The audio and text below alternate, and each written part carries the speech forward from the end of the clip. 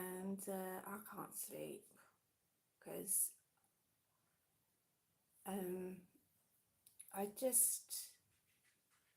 I might cry. I've just been watching the news, and there's basically been a mass stabbing on a train, and it sounds like something that would happen in a far off land, but unfortunately the crimes that happen in far off lands are being imported into this country, and that's not the biggest crime of it. The biggest crime is that we're told that we shouldn't speculate, we shouldn't assume who the perpetrators are. We know that it's all going to be put under that carpet that's very, very bumpy right now. And I just can't, I just don't know what the end is. Like, how is it going to end? Last week we had a bloke walking his dog who stepped in to stop a father and a 14-year-old boy who were just walking on the street, and they had been attacked by somebody with a knife, machete, don't know what it is, but I mean, we never used to have machetes. Like, we didn't, that was just not a crime that you would ever see, machete attacks. So anyway, the guy stepped in to help and was stabbed to death, like early evening, walking his dog. A couple of weeks ago, I put a post up, and I'm always really like hesitant about putting posts up because I know how controversial it is, but it's not controversial, to tell the truth. And the truth is that hundreds to thousands of people are arriving on our shores each day that we don't even know the age of, and they claim that they're children. We actually have some of the boat people that arrive illegally on our shores, we actually have them claiming that they're children so that they can go to primary school. And so they get taught in primary schools.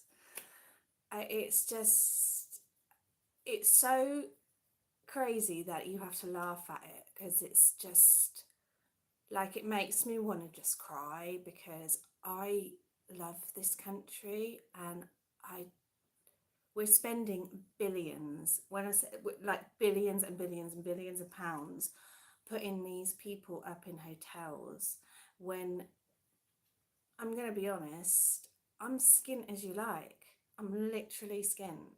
I have to choose who gets fed. Is it me or my animals? And I always pick my animals. Like that, I don't have any kind of life, you know, I can't afford to go anywhere or do anything, but I still feel like I'm privileged just to have my own roof above my head and a car in my drive. Like, it's like that. It's so sad how things are going. We pay the most in utilities in this country. Currently, I think I'm in credit of like, I don't know, like almost £500 in credit with my utility company. And when you try and get it back off them, they put your bills up. And I'm like, no, I just want my money back so I can pay my credit card bill that I've had to, that's max, because I needed to pay for my dog to get whatever. It's like, I know that I'm probably always going to be skint, and I kind of accept that, but everyone's skint. Everyone is absolutely broke. We are going to be we're just taxed to the max. The price of food has gone up again and again and again since COVID, as if like we're not supposed to notice that it's gone up. But for instance, I paid like £2.25 the other day for a litre bottle of Robinson's squash. £2.25. That used to be like 99p for years and years and years. It was 99p. Like, it's crazy, like the amount of like stuff that's just gone up. I'm literally at the point now where I go to my local One Stop in the evening because they give away baked goods that they're not selling that day. That's the point that I'm at. And I'm not the worst off. I'm not, I know that I'm not the worst off. It's such a great shame that the people that love this country, that have put into this country, um, just don't get anything back. And now we have to pay billions. We're almost paying criminal gangs to bring in criminals that live in God knows where, believing in God knows what. Many of them do not have the same beliefs that women and men should have equal rights. That in itself means that you can't belong in this country. Like the way people are being spoken to on tubes and on platforms when they're just trying to get home from work. We had Kirsty Gallagher last week, who's a very famous woman who used to, I think she's got her own radio station now, but she used to be big in football commentary. She was assaulted on her way to the car when she was just walking home from work. So we've got the week before we had a trial where a woman that worked at one of the asylum hotels behind the bar, she was followed to a train station and stabbed 23 times in her head, and then the bloke danced around her body. These are just not crimes that British people commit, because British people would be condemned for committing them. We don't, there's a reason why serial killers, I'm not suggesting that people aren't violent criminals, but they definitely don't do it so brazenly. This is just barbaric and horrific crimes, and now we can't even get on a train. But it's all right because our Prime Minister sent a tweet out, so I hope everyone's feeling reassured from his tweet. And also the Home Secretary also sent a tweet telling us to not speculate who it was. But the thing is, when we're not told who it is, we know who it is. And we don't even need to be told or not told. We know who it is, because a white British person would not do these crimes, because they're so horrifically brazen that they wouldn't dare to do it in our society, nor would they want to. And that is the key. Why would you want to? So these people that come from Africa, that come from wherever they're from, they are raised in very, very different environments to what we live in. They may be raised in environments where they have to carry a sword or a knife or whatever, which is why they cannot live here. And when I put a post up the other day saying, I've got a pretty small life and I just really want to be able to walk my dog on my own, someone made some snarky comment that was like really sarcastic, as if to say, you say you're independent, you'll be fine. Well, I'm an independent woman, i.e. I live on my own, and therefore I don't have the protection of a man. And I think every woman should be able to be an independent woman, should they want to, and be able to live on their own. But it is getting to the point where I stop myself from going places because I wonder whether it's going to be safe. And I'm just heartbroken. I'm heartbroken that just more and more of these people come into our country every day, and then as soon as they arrive here, they get a choice of an iPhone or a Samsung. Now, I can't afford an iPhone. I ain't got an iPhone. Oh, Nokia, right? Like, and I pay like a contract that's like £8 a month or something because I bought the handset. Like, I don't get to go and stay in posh hotels. I don't get 3 meals a day. I can guarantee that most of the adults in this country cannot afford to eat 3 times a day. I'll guarantee it. We are all living on the poverty line. It's like a really high percentage of people that just doesn't have any savings in their account. I don't have any savings in my account at all. I mean, that would be amazing, but completely impossible. because how can you save if you can't even afford food in a month? And it's like, why do you want to destroy the country that is so amazing? I don't understand it. I don't understand the logic. So if the only thing that we can do is to change maritime law, put our Royal Navy in the sea and turn the boats back. We've given shed loads of money to France, and they can either arrest the people on the beach or they can send them back to wherever they're from. We need to stop, because basically the UK and its stupid rules about arrive here and get given whatever you like, and also if you commit a crime or like go to prison or whatever, you will deport you, but we're going to pay you as well. We're going to give you some pocket money. Like, where is the punishment for the criminals?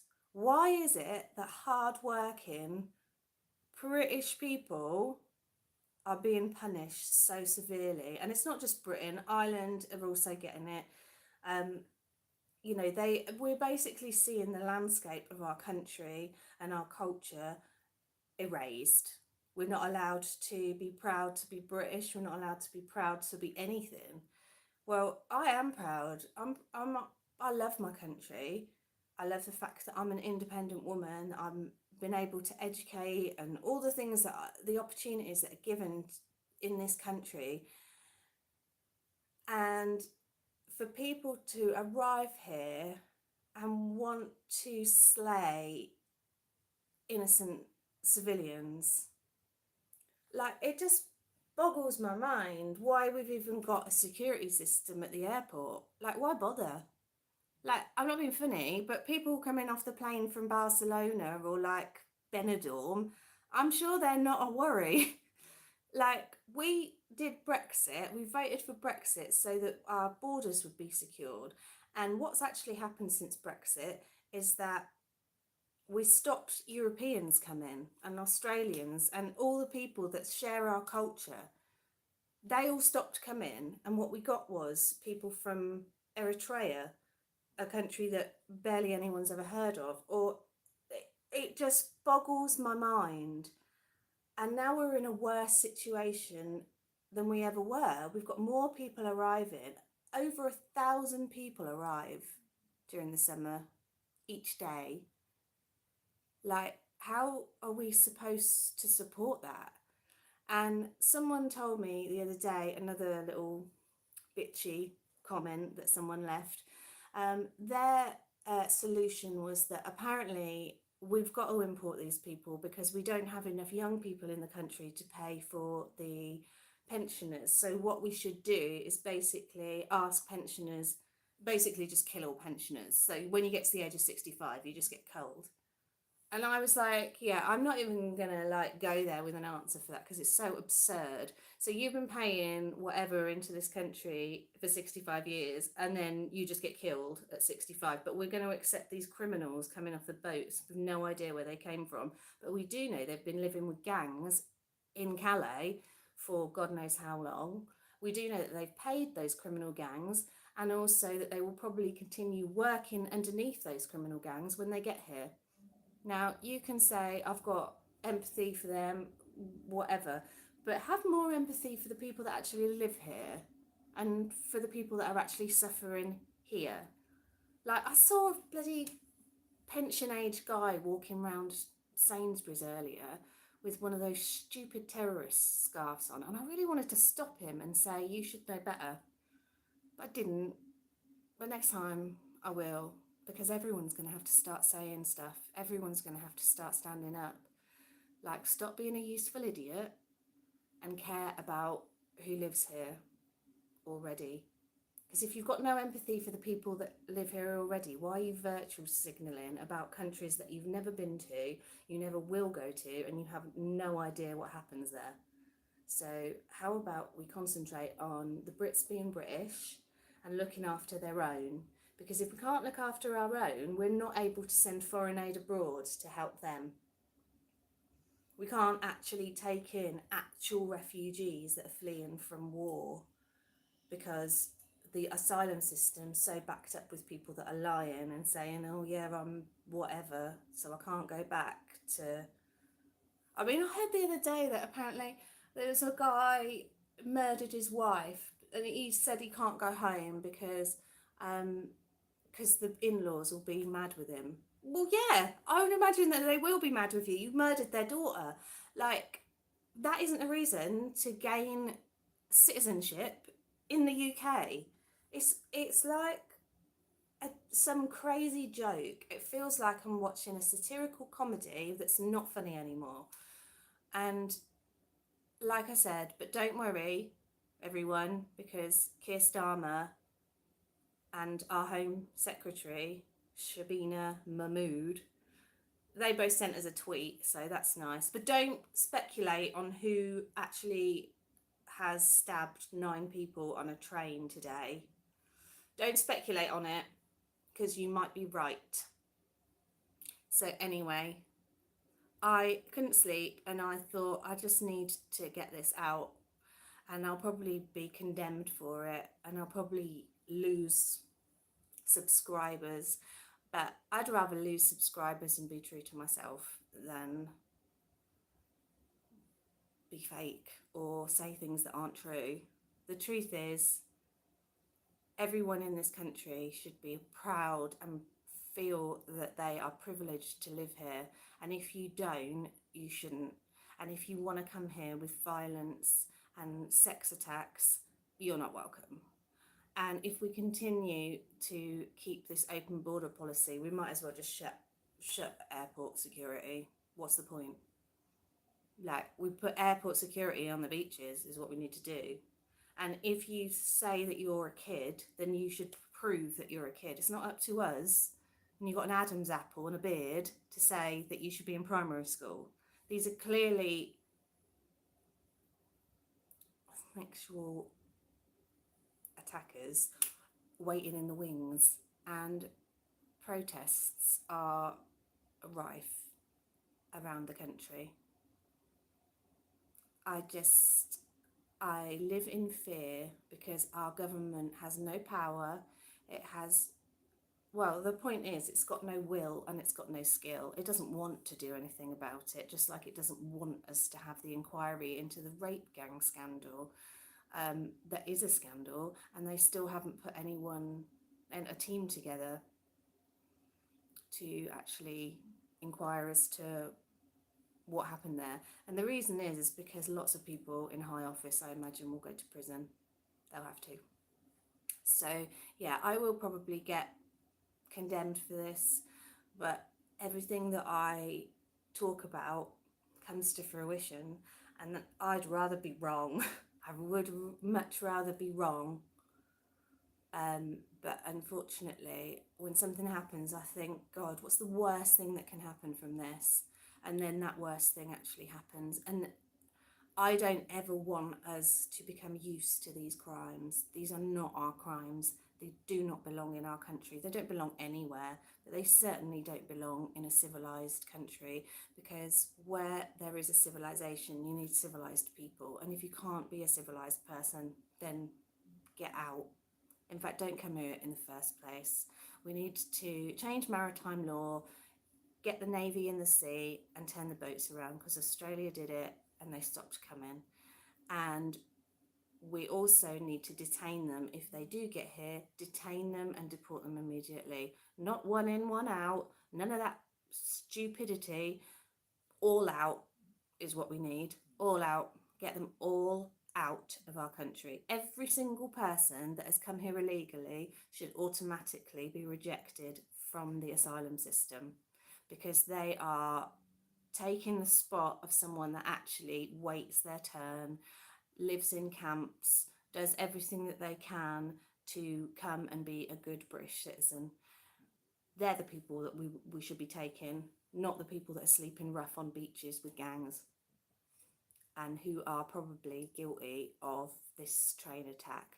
And I just want to say, I'll pray for the people, because even if they survive it, they have to live with that mentally for the rest of their lives. And every single person on that train now has to live with the fact that they can't get a train anymore without thinking that they're going to get stabbed. This is not our country. Sort it out, Keir Starmer.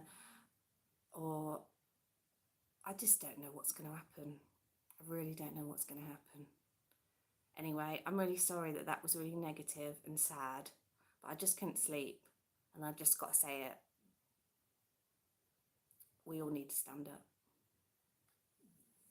So God bless. I pray for us all.